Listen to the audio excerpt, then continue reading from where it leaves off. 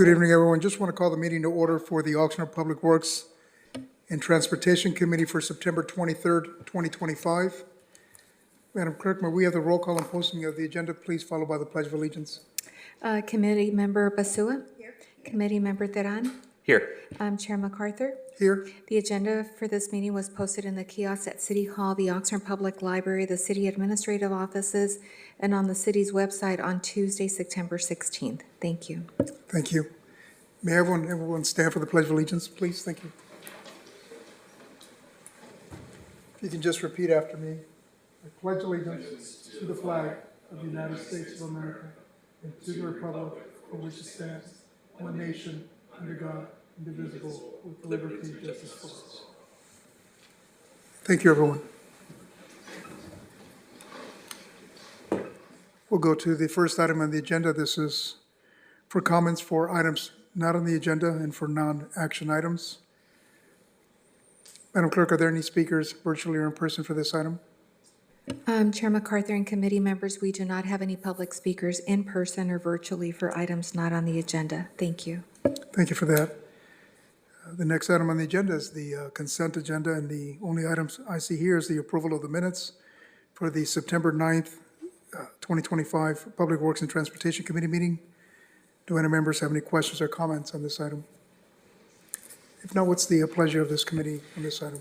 Mayor, if there are no speakers, I'll move that we accept the minutes as presented. Just to confirm, there are no speakers, Madam Clerk, on this item?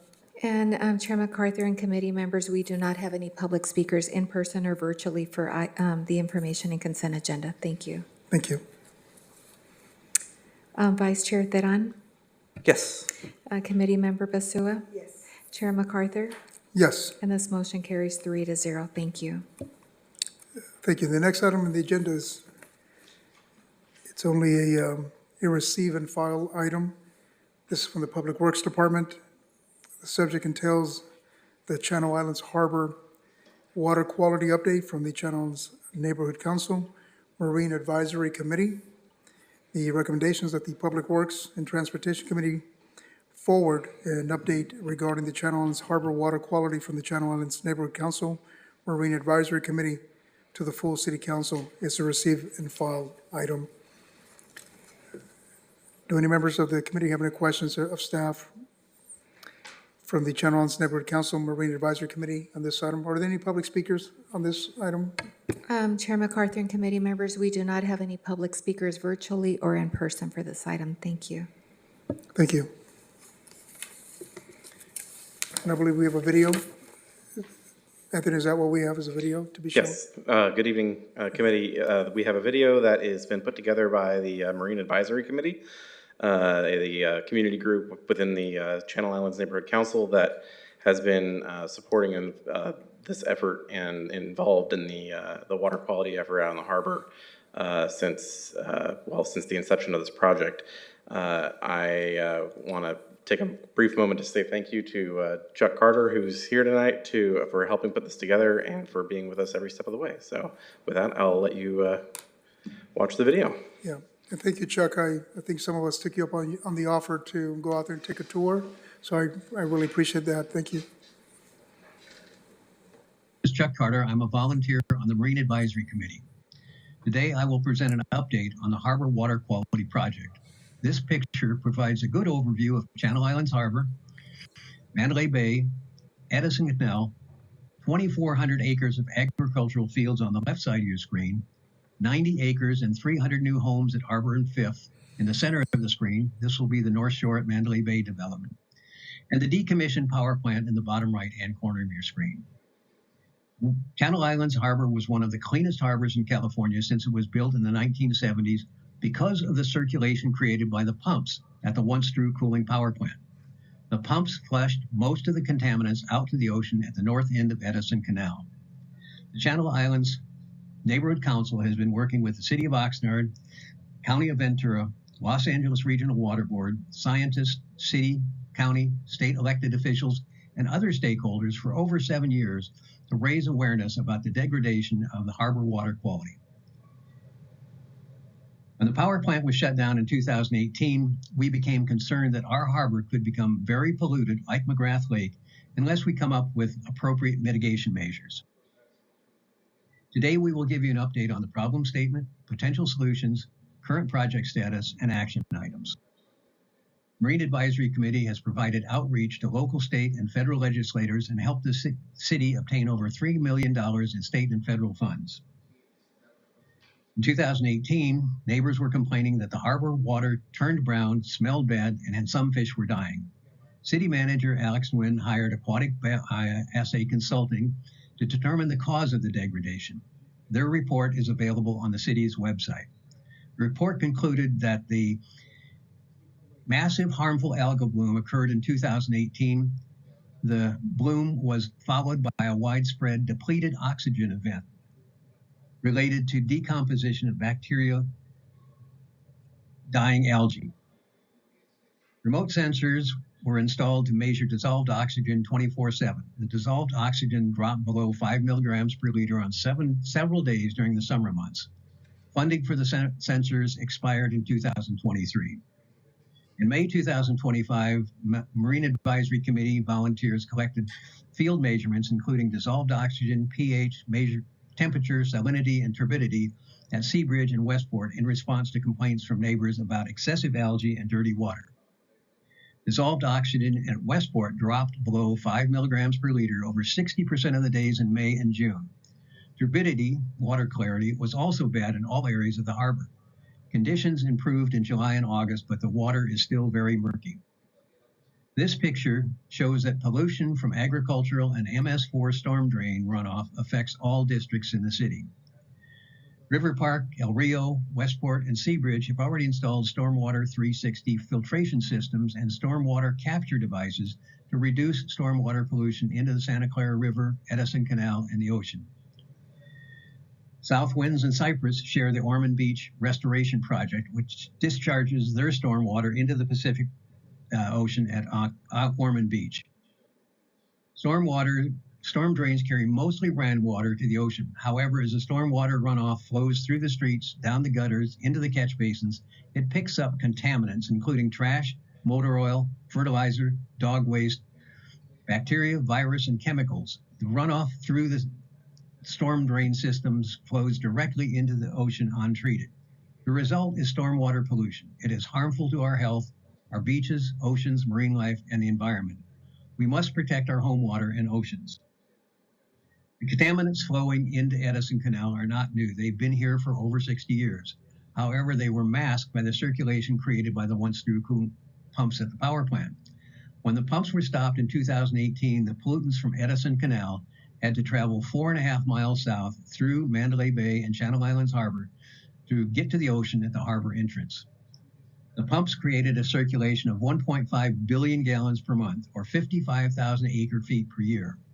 That circulation kept our harbor clean. Water quality sampling results show that all Ventura County harbors and beaches have high levels of bacteria after rainstorms.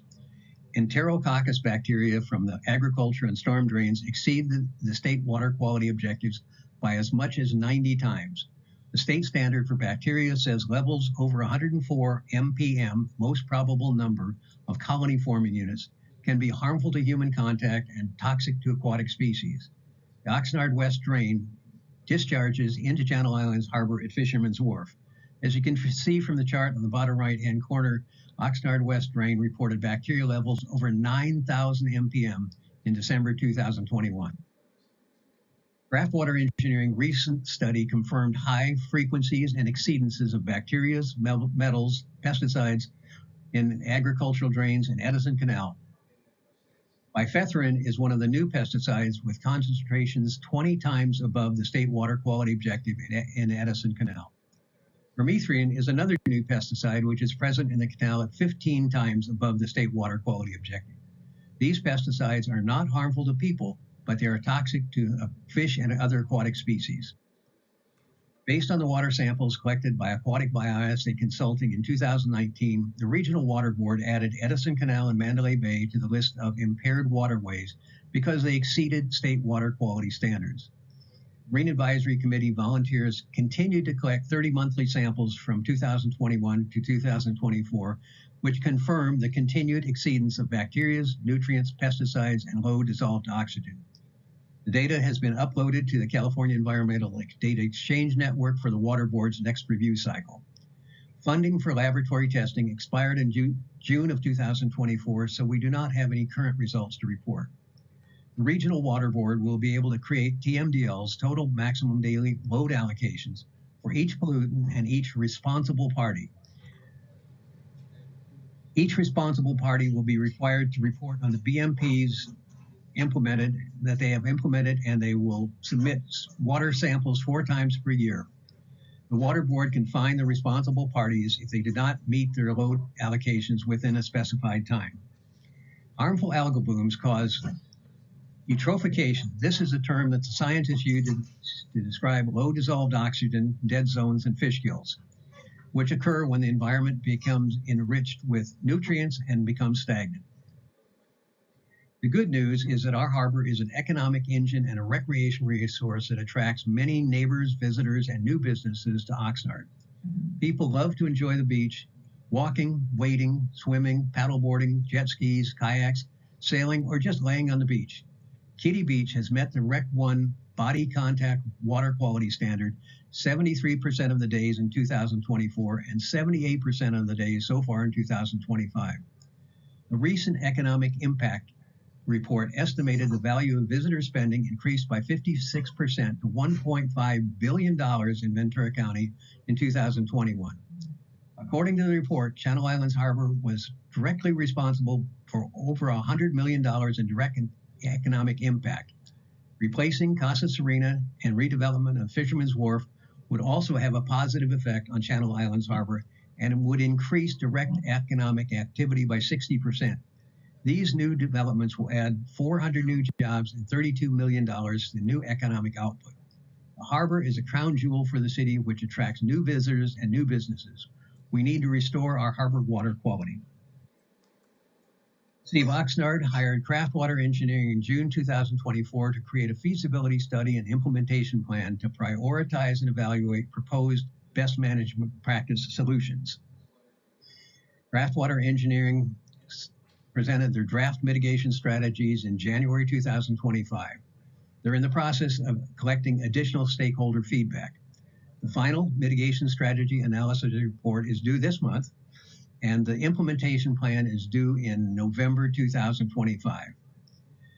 Oxnard Public Works Department will review the possible solutions and recommend the best alternatives to the City Council.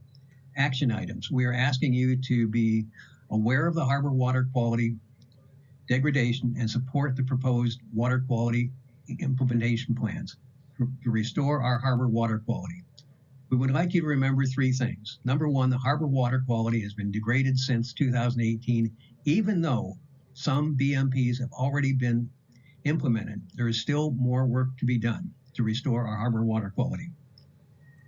Number 2, Public Works will recommend the most cost-effective BMPs to the City Council this fall. We are asking you to support these plans to restore harbor water quality. Restore, don't ignore. And number 3, you can visit the city website or Channel Islands Harbor Neighborhood Council to get more information so you can make an informed decision about how you can support best solutions to protect our harbor water quality. We need your support to raise funds for proposed solutions. Thank you.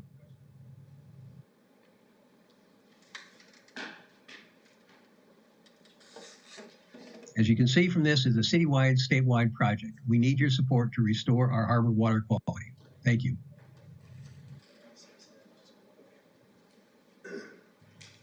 Hello, my name is Chuck Carter. Thank you, Chuck. That was a really good report. Thank you.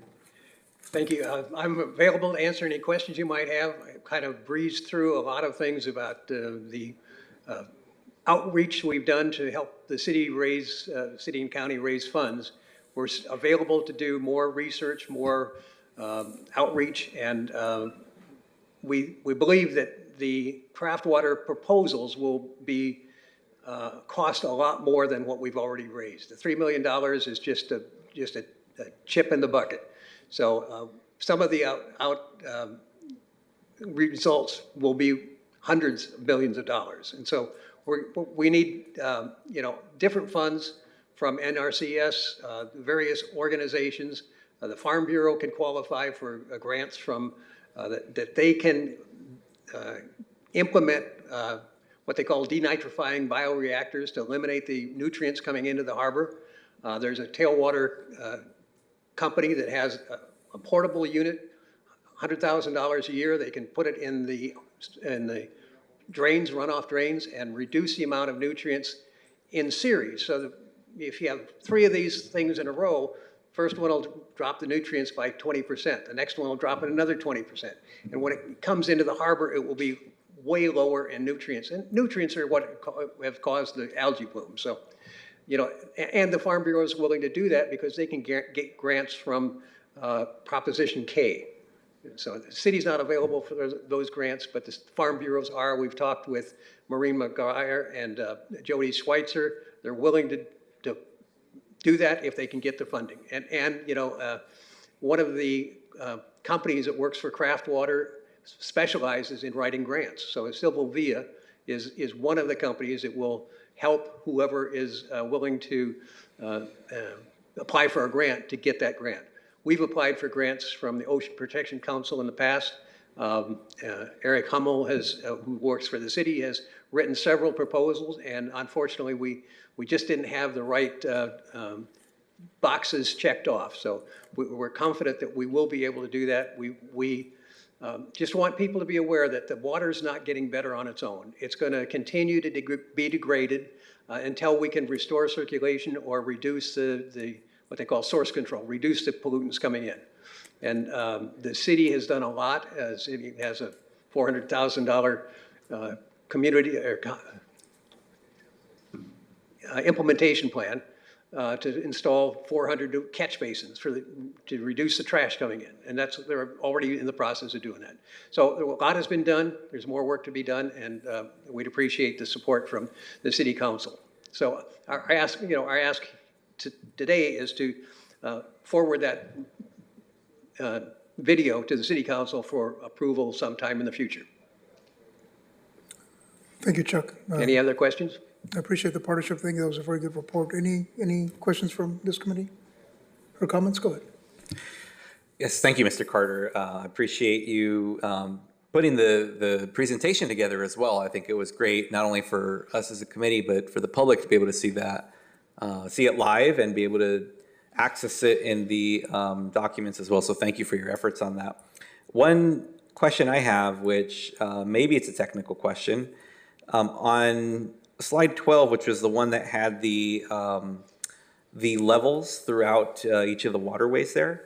So with MPNs, and it was pointed out that after a rainfall of 1.36 inches in December of 2021, they were measured in the thousands, right? And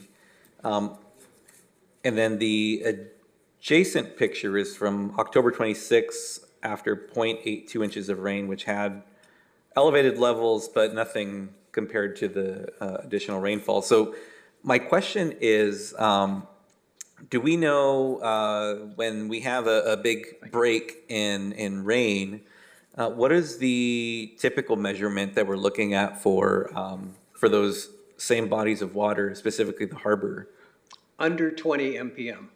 Under 20 is good, 35 is marginal, and over 100 is toxic to aquatic species and can cause irritation to the kids swimming in the water. So what we also learned is that it dissipates very quickly. So we took samples on the first, and they're 100. We take samples 7 days later, they're 20. So they really, and the one that went from 9,000 down to, the following week, it was down to 600.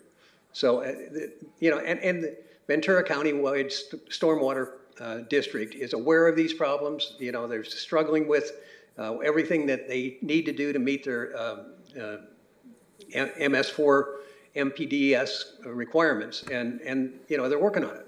But there's still more work to be done. That's the message. I think the Public Works Director has something there. Yeah, maybe I could just add on to what Mr. Carter was saying. Is I think if you notice that when we have a heavy rain event, there are some signs that the county puts up around different areas of Ventura County on the beaches. So it's not necessarily just a harbor problem, and you know, obviously we're talking about the harbor tonight, but you see those signs up in different areas of discharges of urban runoff because there's high bacteria levels in lots of different places across the county. So that's something that, as Chuck mentioned, our MS4, our stormwater quality program, and the county's program is a program that has to deal with this kind of thing, with this urban runoff, not only in the harbor, but across the county. And as I mentioned, you'll see those signs up sometimes after rain events about closing beaches because of the bacteria level across the county. Okay, thank you. And I guess my follow-up question to that then is, I mean, it's certainly eye-opening. I appreciate the data being presented there just for perspective. And then to hear that, you know, on any given day when we don't have any rain events or any precipitation, that they're much lower in the 20s, as you had mentioned. And I don't know if it'd be Mr. Carter or Mr. Wolf on this.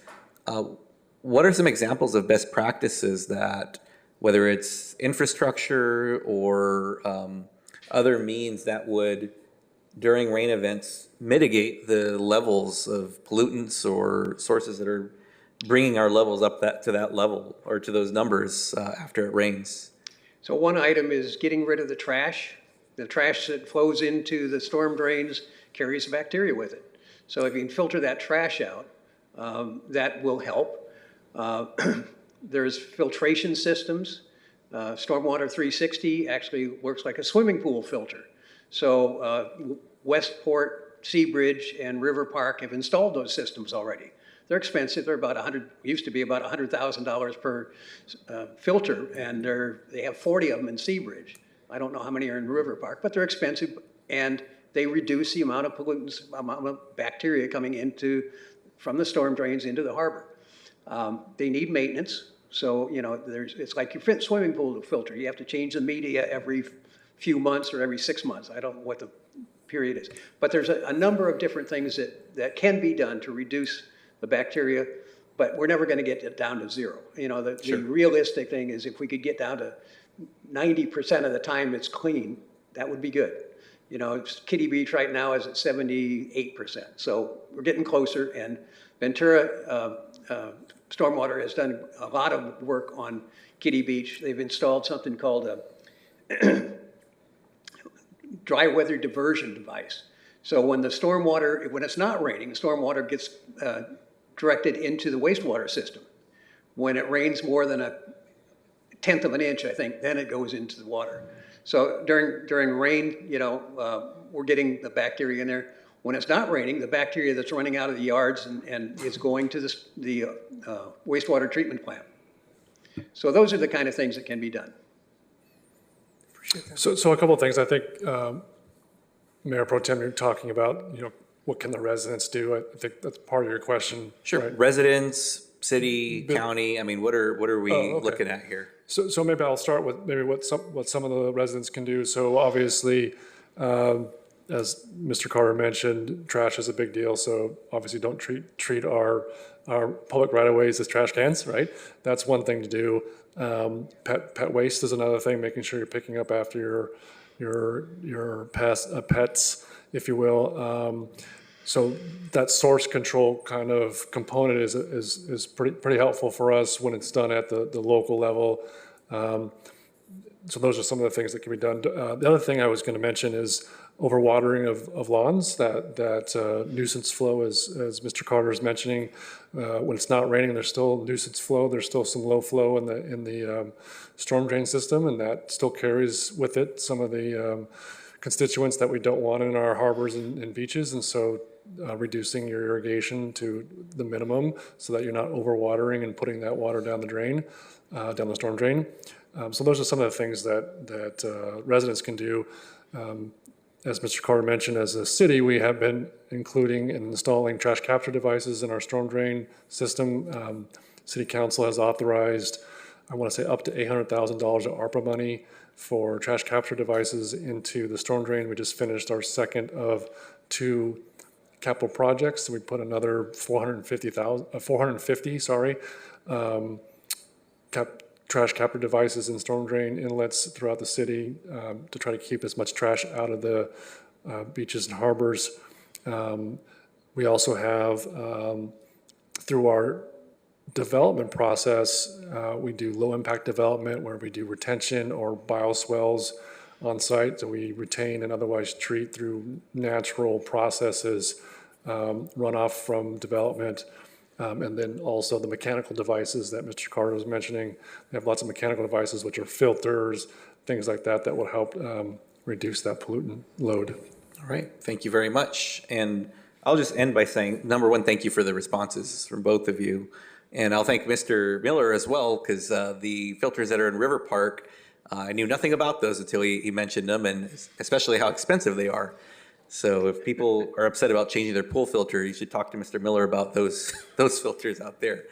The last thing I'll say on this is certainly the water quality. There's a demonstrated change that has happened, and it hasn't been a positive one.